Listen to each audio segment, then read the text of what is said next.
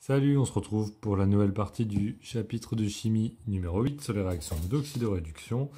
Alors, on en était après les rappels, on va attaquer les nouvelles parties. Donc ça, c'est du tout neuf pour cette année.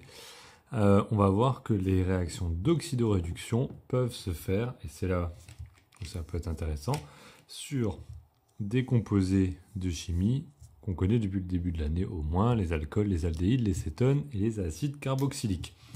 Alors un petit retour, on en aura besoin sur les formules de ces différentes familles chimiques, formules qu'il va falloir noter en mettant bien le groupe caractéristique. Donc on y va déjà, parce que tout va se passer là-dedans en fait. On y va déjà pour les alcools. Alors vous savez que les alcools, on va retrouver dans la formule développée des choses de ce style-là. Donc on aura R avec le OH. D'accord. Donc en semi-développé ici, ça ne va pas changer grand-chose. D'accord. En développé, j'aurais juste pu mettre un petit trait entre le O et le H, mais c'est tout. Voilà. Familièrement, vous connaissez le OH, donc là, on va dire que ça change. Pour les aldéhydes, on va avoir une petite différence. Si je le fais en développé, on va avoir le R. Et puis là, attention, je vais changer de couleur. Le groupe caractéristique apparaît. Il y a un carbone qui le porte. Une double liaison O suivie d'un H. Alors, attention aux détails, puisque ici, ça va ressembler aux autres familles, mais c'est pas tout à fait la même chose. Donc, le groupe caractéristique écrit en formule semi-développée, ça s'écrit RC. Ici, on va retrouver le OH ou le HO. On peut voir les deux façons. Moi, je vais l'écrire comme ça. D'accord? Donc, RCOH. Pour le suivant, les cétones, c'est quasiment comme avec les aldéhydes, sauf que vous avez ici donc le double O, un deuxième groupe alkyle R. Donc, ce n'est le deuxième reste de molécule. Comme il y en a un deuxième, je mets un R'. Si j'écris cette famille, je vais la retrouver coincée entre deux R, le R et le R', et j'ai un CO. D'accord? Donc vous voyez, en développé, je montre la double liaison, en semi-développé, je ne le montre pas. Ce qu'on utilisera plutôt, nous, ici, dans ces chapitres, c'est la développer pour bien voir ce qui se passe avec ces liaisons. Donc ça, on verra un peu plus tard. Pour les acides carboxyliques, vous connaissez le principe. Alors c'est un C, il faut que je le mette en couleur, avec une double liaison O et un OH. D'accord? Donc c'est un espèce de mix entre l'aldéhyde et l'alcool. Si on écrit en formule semi-développée, on va retrouver le COOH. Donc vous voyez ici, la différence entre l'alcool et les trois autres, c'est qu'il y a un carbone qui fait partie du groupe caractéristique. Bon.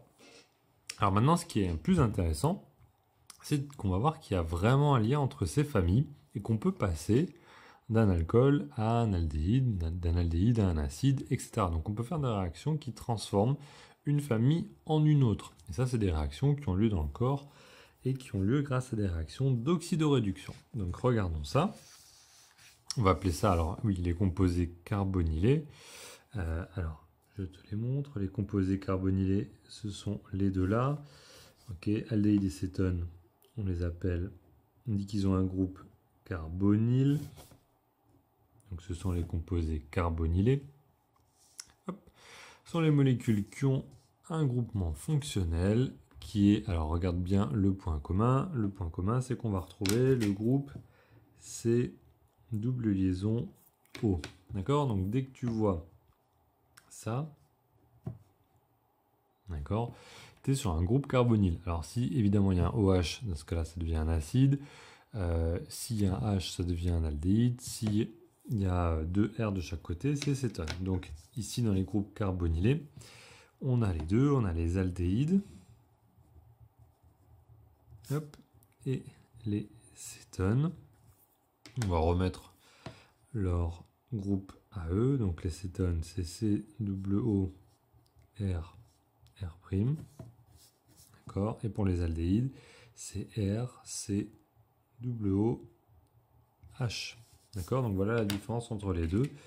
Elle se situe ici. Soit c'est un H, soit c'est un R. Bon, alors un petit test de reconnaissance à présent que si tu as eu de la chance, tu as pu voir en TP l'an dernier. Sinon, bah, tu le vois là et on va redonner le petit aide-mémoire. Alors c'est vraiment un truc qu'on fait en général en expérience. Comment est-ce qu'on peut savoir si notre composé c'est un alcool, aldéhyde ou cétone? Bah, il y a des tests caractéristiques. Alors le premier test consiste à utiliser un produit qui s'appelle de la 2,4-DNPH. Bon, le nom est écrit en abrégé, sinon c'est 2,4-dinitrophénylhydrazine. Bon, je pense que tu vas pas le retenir, d'accord? Donc 2,4-DNPH, c'est déjà tu le retiens, c'est très très bien. Si tu mets de la 2,4-DNPH et que tu chauffes, d'accord, que va-t-il se passer? Ben, soit rien, dans ce cas-là, ça ne servait à rien, tu n'as rien identifié, soit tu vois apparaître un précipité jaune orangé, d'accord, dans ce cas-là, c'est que tu as identifié la présence d'aldéhyde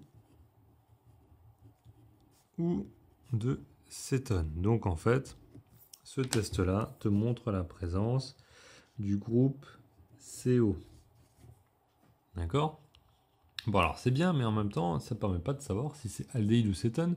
On peut juste savoir que c'est soit l'un, soit l'autre. Donc on peut passer à un deuxième test, qui là est plus spécifique. C'est le test à la liqueur de Fehling, d'accord, qui au départ, c'est un liquide qui est de couleur bleu, bleu foncé, voilà. Donc on va le faire ici, je vais le faire en couleur. Donc tu mets de la liqueur de Fehling, qui au naturel est bleu, bleu foncé.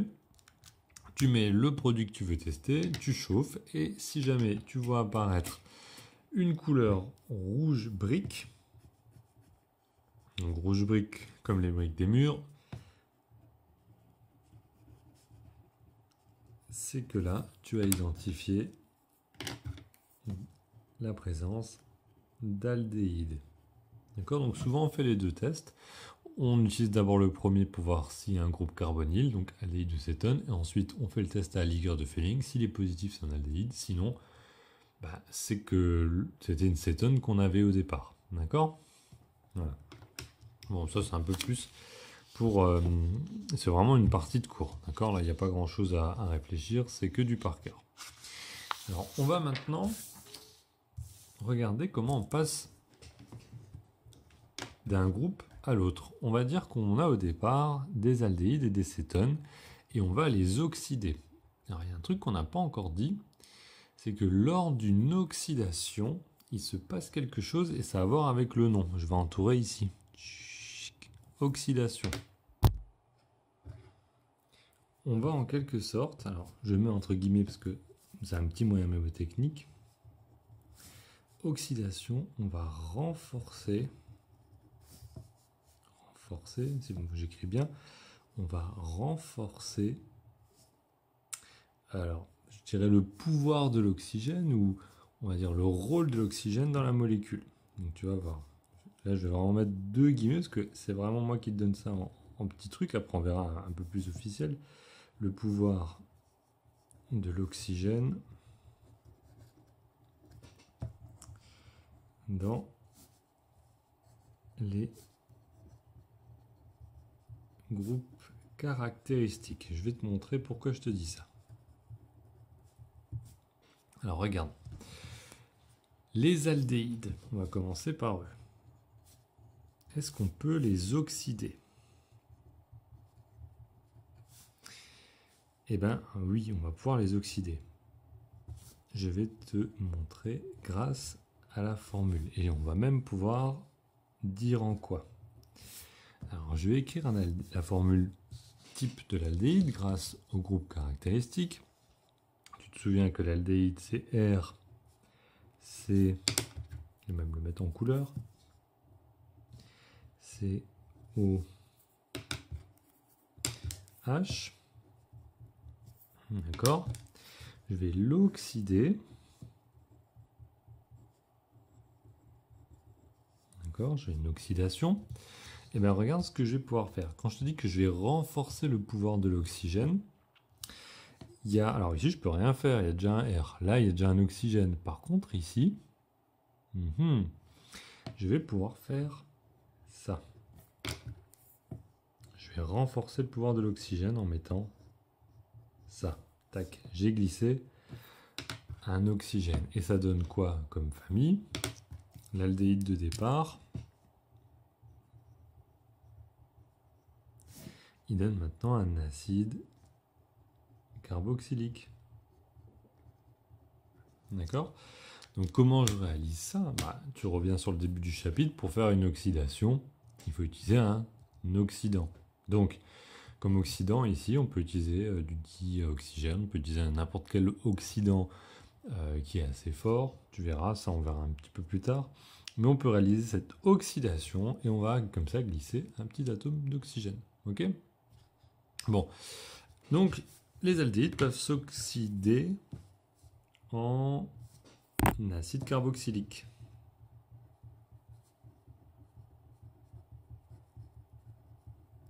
Ok? On va regarder si on peut faire la même chose avec les cétones. Comme ça nous évitera d'apprendre par cœur. Les cétones. On va dessiner le groupe caractéristique. Le C double O, voilà, je le mets en bas pour pas foncer de l'autre côté. Voilà. Bon. Et là, est-ce que je vais pouvoir faire quelque chose? Eh ben non. Pas pouvoir faire quelque chose. Là, il y a déjà un O avec une double liaison. Bon, on ne peut pas mettre deux O. Hein. Je te rappelle que le carbone, il peut faire que 4 liaisons. Il en fait toujours 4. Hein. 1, 2, 3, 4. 1, 2, 3, 4. Là aussi, 1, 2, 3, 4. Voilà. Donc lui, en fait, il n'y a pas d'oxydation possible.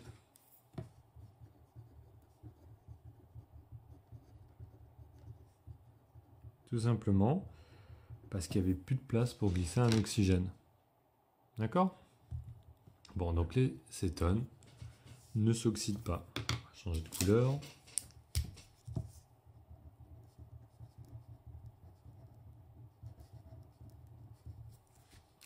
Voilà, donc soit tu peux le retenir par cœur, soit tu examines un petit peu la molécule et t'en déduis assez vite qu'il y a un endroit là où tu peux encore glisser un oxygène, un endroit où tu ne peux pas, c'est les cétones.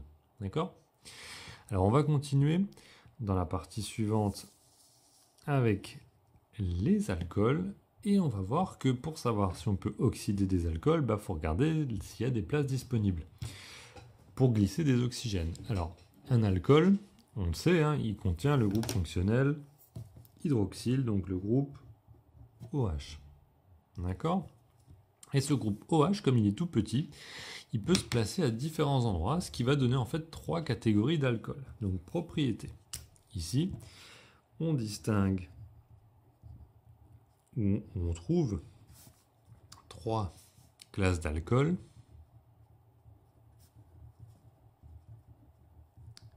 Au sens chimique du terme, il y a les primaires, les alcools secondaires,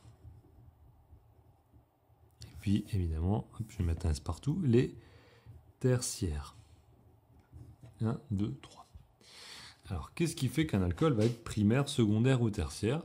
Et on va voir, ça va dépendre si le carbone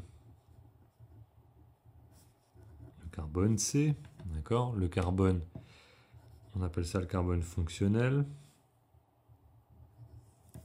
c'est celui qui porte, c'est-à-dire celui qui porte OH.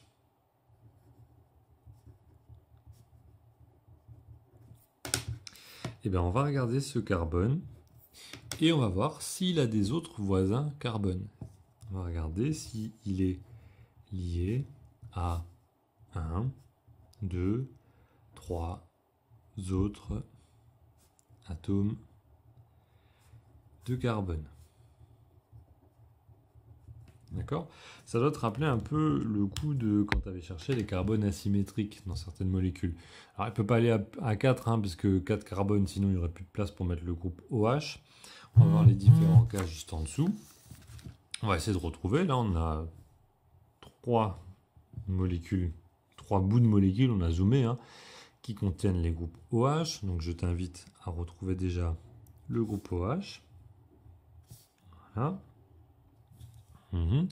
Je t'ai mis en couleur le carbone fonctionnel, c'est-à-dire celui qui porte le groupe OH. C'est lui que je vais regarder. Et je vais regarder combien il a de voisins. Alors s'il a un voisin carbone, je te rappelle qu'il sera primaire. S'il a 2 voisins carbone, il sera secondaire. S'il a 3 voisins carbone, il sera tertiaire. Bon, il n'y a plus qu'à compter. Celui-ci, il a un voisin carbone. D'accord, il en a un. Donc il sera primaire. Celui-là, il en a 2. Donc il sera secondaire. D'accord, et celui-là, il en a 3. 1, 2, 3. Il sera tertiaire. Voilà, donc on dit qu'il y a des alcools primaires, secondaires, tertiaires. Jusque-là, ça va? Bon. Dans la prochaine vidéo, on va voir que primaire, secondaire ou tertiaire, forcément, ça va changer quelque chose au niveau de l'oxydation, puisque dans certains cas, il y aura beaucoup de place pour glisser des oxygènes, dans d'autres cas, il n'y en aura plus. D'accord? Donc on se revoit ça dans la prochaine vidéo. Allez, à plus pour la prochaine.